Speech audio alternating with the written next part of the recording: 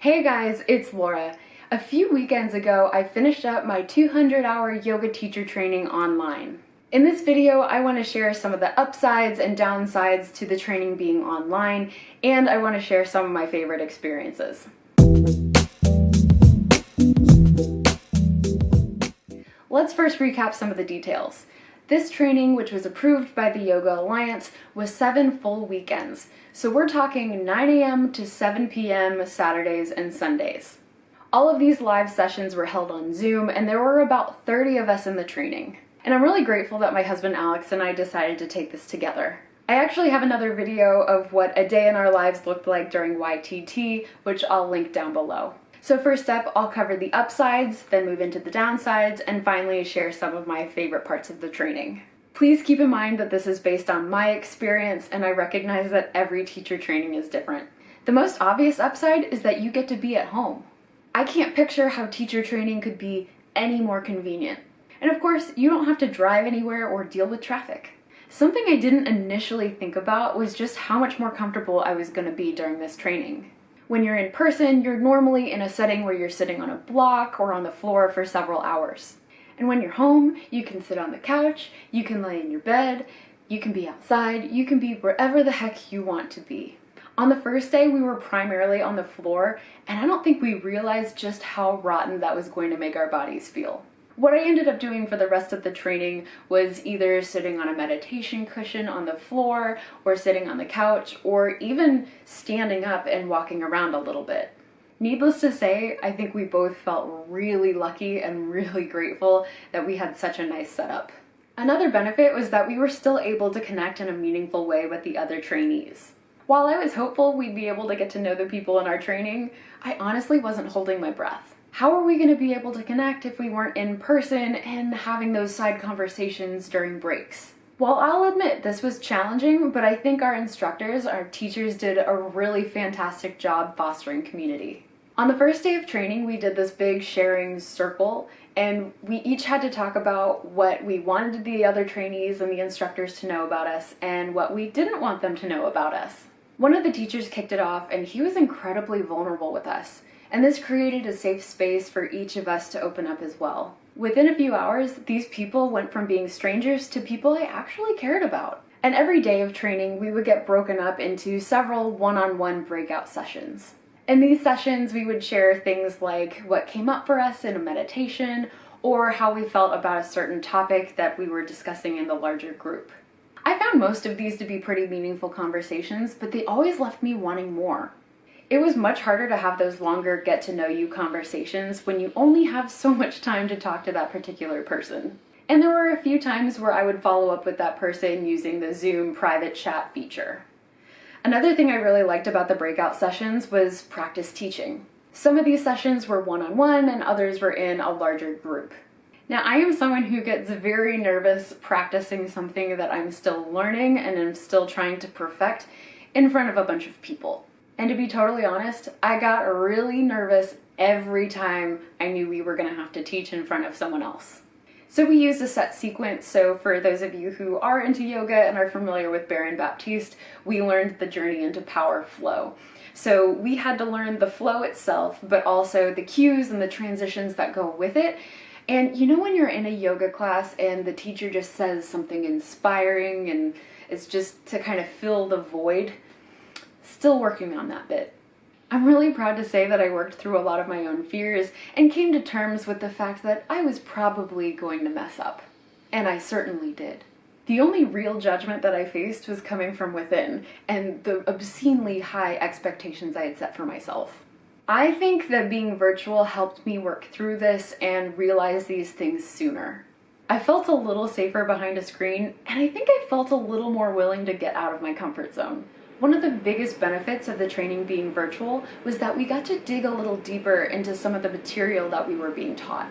When you're in person, there are so many opportunities for interruptions. Some people may blurt things out, other people may have side conversations that are really distracting and the teachers have to call them out and bring everybody's attention back to them. And when you're online, everyone's muted. If you want to talk, you have to unmute yourself manually, or the teacher has to unmute you. And if you're unmuting yourself, you've probably had a little bit of time to think through what you're going to say and share with the group.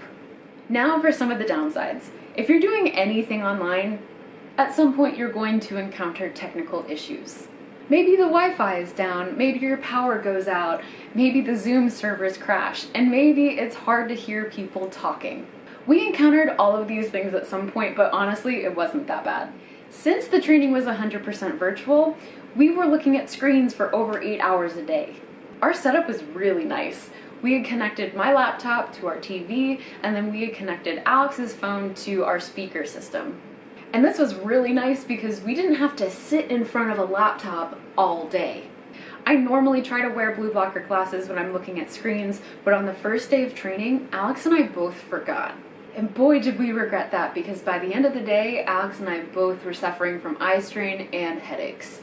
We ended up wearing our blue blocker glasses for the rest of training, and I'm happy to report that we did not have any problems. When I first considered doing an online teacher training, one of my first thoughts was, how are we going to do hands-on assists? Especially pre-2020, assists were one of my favorite parts of going to a yoga class. For those of you who may be unfamiliar, sometimes a yoga teacher will come up to you and help you get deeper into a pose. Bottom line is that it's impossible to do this over Zoom. The way our teachers worked around this was by assigning a handful of hands-on assist videos that we could watch for homework. Alex and I watched these videos twice in a row, once as an assister and once as an assistee. And this was a really great way for us to learn the skills, but it would have been nice to have a teacher in the background being like, yes, Laura, you are doing this correctly, or hey, move your foot forward or to the side a little bit to help you with your stability. I was really glad that Alex and I could do this together, and it ended up being really fun. But my guess is that the people who didn't have a willing partner probably didn't get a whole lot out of watching those videos. Now this one might seem silly, and it didn't happen to me, but I did notice that there were some people who got a little sleepy at some point during the training. A handful of the trainees did admit to falling asleep at some point, and I may or may not have caught Alex falling asleep a few times. Now for a lot of the lectures, Alex would be sitting kind of in front of me in a chair, and I would be behind him on the couch. And there were times where I would just watch his head just lean back, and then it wouldn't move for a while. And I would gently say, "Are you awake?" And he would wake up, I would see him kind of come to. I think we make a pretty good team. In my opinion, I think the biggest disadvantage to an online teacher training, or an online course for that matter, is distractions. There are so many distractions at home. You may have pets, you may have kids, you may have a spouse or a roommate, the kitchen is nearby, and let's face it, you're on the internet, which is the kingdom of distractions. Our dog Bucket was probably the biggest distraction that we faced, which makes a whole lot of sense because she's a 17-month-old puppy. She would often join us on our yoga mats while we were in our yoga practice, and there were plenty of other times where she just felt the need to let us know that there were other dogs barking in the neighborhood. We did get used to this, and we accepted pretty quickly that it was just going to be this way. To avoid and limit distractions, I'm really glad that we had hooked up my laptop to our TV. This removed the temptation for me to surf the web because I physically wasn't near my computer. And I think in any teacher training, you're going to encounter at least one thing that's just a little hard to grasp. There weren't a whole lot of those moments, but for the ones that did occur, I had the urge to just maybe sneak over, grab my phone, and scroll through social media, but I didn't do it, and I think it was good for me to be aware that that's what I wanted to do. I think overall I did pretty well with distractions and was able to resist quite a bit, but by that very last weekend of training, I was becoming a little more easily distractible. So now that we've covered the upsides and the downsides of virtual teacher training, I do want to share some of my favorite moments, and some of the stuff you might not know about, and that's okay. Feel free to just ignore. I really loved learning about sequencing and why some poses come before others, and anatomically what's going on in the body. Our teachers actually provided a pre-recorded 8-hour anatomy clinic. This was so helpful, and I'm currently studying for my personal trainer certification, and I feel like there were a lot of things that just clicked. Finally. We were also exposed to a concept of living above or below the line. Basically, if you were living above the line, you were acting out of love. If you were living below the line, you were acting out of fear. I think it's more important for us now than ever to live above the line and to act out of love instead of fear or anger or hatred or any of those negative emotions. And there were a lot of concepts like this that helped us tune into and become more aware of our internal dialogue. I know that Alex really enjoyed the yoga philosophy discussions, and then we were both introduced to something called the Ho'oponopono prayer from Hawaii. I'm not going to get into the nitty-gritty of this one, but if you are curious or interested, I will mention it in the description down below. If you've done your yoga teacher training already, let me know what it was like in the comments down below, whether it was online or in person, what your favorite parts were, maybe the not so favorite parts.